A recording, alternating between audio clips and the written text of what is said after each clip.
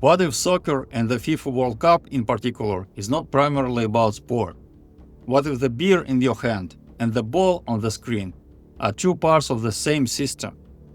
And what if that system was designed long before any of us were born? Quick note, I know the right word is football, not soccer. And it totally makes sense. But I live in the US, so I'm sticking with soccer for the sake of this video. So I want to go somewhere with this that most sports coverage won't. Let's begin with a fact, not a theory. Professional soccer as a mass spectacle was formalized in England during the second half of the 19th century. That timing wasn't accidental. The Industrial Revolution had moved millions of people away from rural life into the cities, factories, and 60 hours work weeks. For the first time in history, you had a population that was massive, concentrated, and newly displaced. And if you're running an empire, that creates a management problem. So what did people get? A 90 minutes game played on weekends, two sides, clear rules, a ball and a scoreboard. The crowd had a tribe. The crowd had an enemy. The crowd had something to follow. Someone understood what the structure would produce and built an institution around it. Now, this next part is where I want to spend some real time. In ancient Egypt, there were two capitals, Thebes in the south and Memphis in the north. Each city was governed through a priestly hierarchy, 11 hierophants under one high priest, two cities, two groups of 11, together 22 keepers of sacred knowledge. They presented two separate conceptual powers, two competing centers of authority, but at the same time, they embodied what you could call the tandem governance principle, two invisible organizing structures. I'll go much deeper into this in one of my upcoming videos. For now, if you want to understand what conceptual power actually means, I already have a video on this channel that explains it. The link is in the description.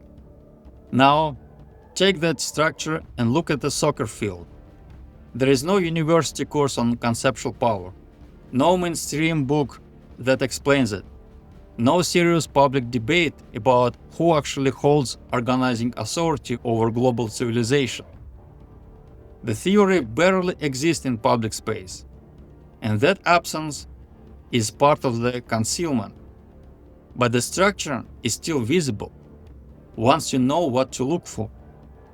22 people on a field, two opposing groups, and behind them, an invisible organizing hand that wrote the rules, controls the broadcast, and collects the revenue regardless of who wins.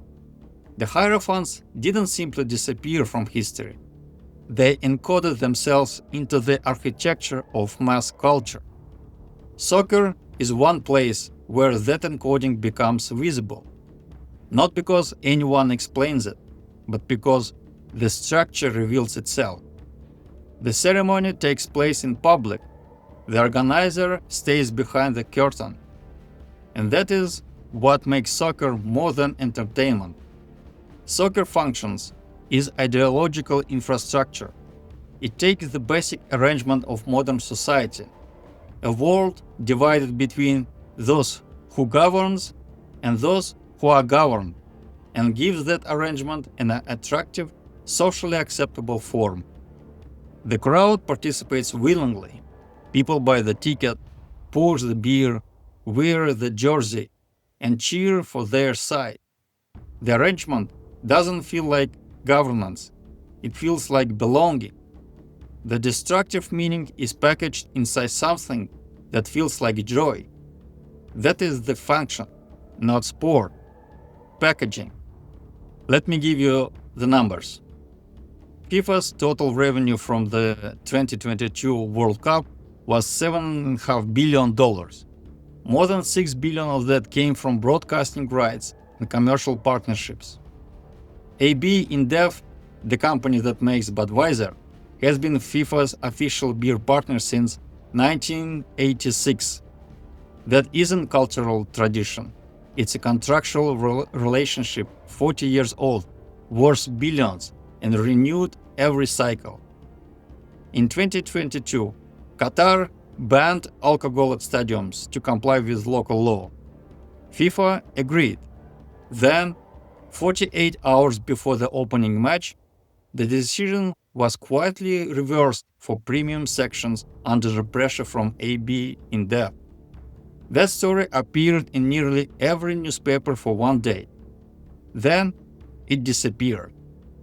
Now, let's talk about what the ball does to the people watching it. When 80,000 people gather in one place and synchronize their attention on a single moving object, something very specific begins to form. Crowd psychology has documented this for more than a century. Inside the synchronized crowd, individual reasoning begins to drop. There is an old word for what forms in those moments: an egregore, a collective emotional field that develops its own momentum, something stronger than any one individual inside it. You probably felt it. Inside that field, you are no longer thinking only your own thoughts. You begin thinking what the field is thinking. Alcohol lowers the threshold at which this transition happens. One drink and the egregore pulls you in faster. The chants synchronize you. The jersey starts to feel like an identity. And when your team scores, something rises in your chest that genuinely feels like meaning. That feeling is real. I'm not dismissing it.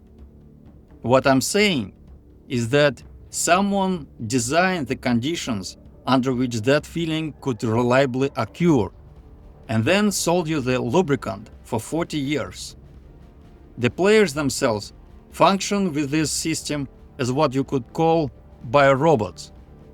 They're highly trained and physically optimized. They operate inside precise rules they didn't write, within a boundary they cannot step outside. They have no power over the structure that placed them there. And when their career ends at 33 or 35, the body carries the damage for the rest of their life. That part rarely makes the broadcast. What this system produces in the fan is a very specific kind of knowledge. You know the statistics, the transfers, the standings, the history of every club. Thousands upon thousands of separate pieces of information. This is what you could call a kaleidoscopic worldview. A tube filled with bright, shifting fragments that create vivid patterns, but never form a complete picture of the structure as a whole. You know everything about the game, but nothing about the game behind the game. That state has a name: conceptual powerlessness. It doesn't mean stupidity. It means being full of information, but unable to use that information to govern your own life. Now let me add some scale. Global spending on sports betting reached $250 billion in 2024. Stadium infrastructure for the 2026 World Cup runs into the tens of billions. Much of it public money, often in cities where school districts are operating with budget shortfalls.